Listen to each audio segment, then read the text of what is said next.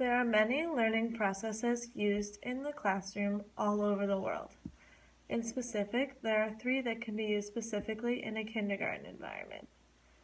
Behaviorism is the idea that a learner is passive and responds to environmental stimuli. Many teachers focus on the two things that can be observed and measured, which is people's behavior and their responses, and the environmental events that follow those behaviors. The learning that takes place in the classroom is viewed as a process of acquiring the relations of those stimuli and responses, mostly through a student's direct interaction with the environment around them.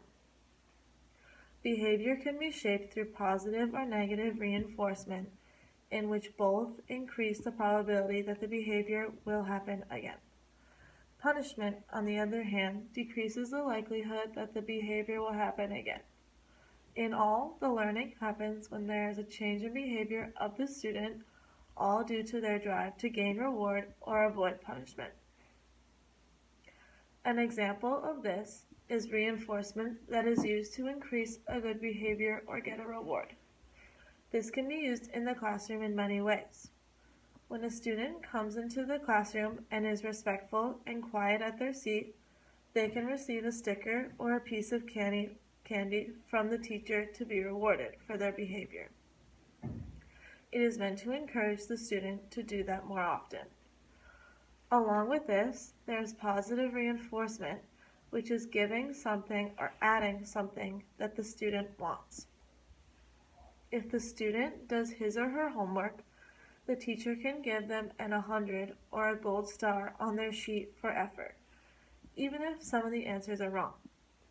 The teacher is giving the student something that he or she wants, the sticker or the good grade, while reinforcing the student to do their homework every day. On the other hand, there is negative reinforcement, which is taking something away that the student doesn't want.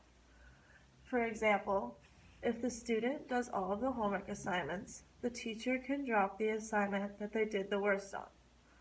The teacher is taking away something that the student doesn't like, a poor job on an assignment, while enforcing good behavior and hard work every day.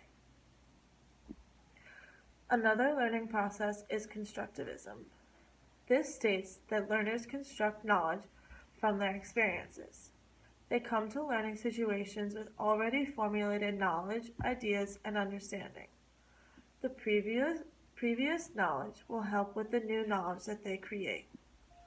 The student is the one who creates the new understanding for him or herself.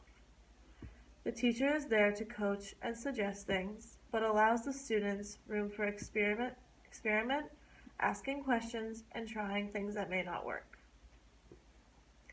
Learning activities require the students' full participation, like hands-on experiments, as well as reflecting and talking about the activity after. An example of this is when the teacher presents a problem to the class that has to do with measuring. Instead of bringing out a ruler to measure in front of the whole class, the teacher can allow students to talk about different and creative ways in groups to measure using their prior knowledge. Students can talk about how their sister is 4 feet tall, or that horses can be measured by hands. All of these are examples of how students can use their prior experiences to help them figure out problems or understand situations during that class. The teacher should also create activities that lead the students to reflect on his or her prior knowledge and experiences. Talking about what was learned and how it was learned is really important. An example of this is the process of students keeping a journal in a writing class where they record how they felt about the class project, the visual and verbal reactions of others to the project, or how they felt during the activity. The last example is social learning theory. This has to do with the student learning by observing the behavior of others as well as their outcome. The teacher in the classroom gives the students information and prompts, and then gradually allows the students to do more and more work and think on their own. The teacher is there to provide support to the student as they learn to lead discussion by themselves, so that the student can eventually ask his or her own questions and learn by themselves. An example of this is group work. Group work allows students to work on their strengths and weaknesses.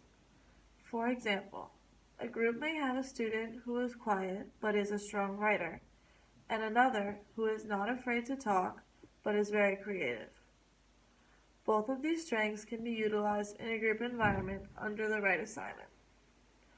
With the power of the group, students are not at a disadvantage for not being as strong in a particular area. This is all because they have a support system.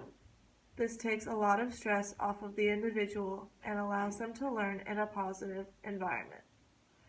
Each student is observing each other's work and learning from each other in their single group altogether.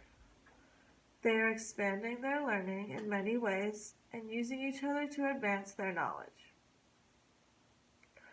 All of these learning processes can help make a classroom more efficient and can help the students learn to be the best of their ability. When using these specific processes, the teacher will be able to teach his or her students in an effective and beneficial way so that they can go on and learn more and more every day.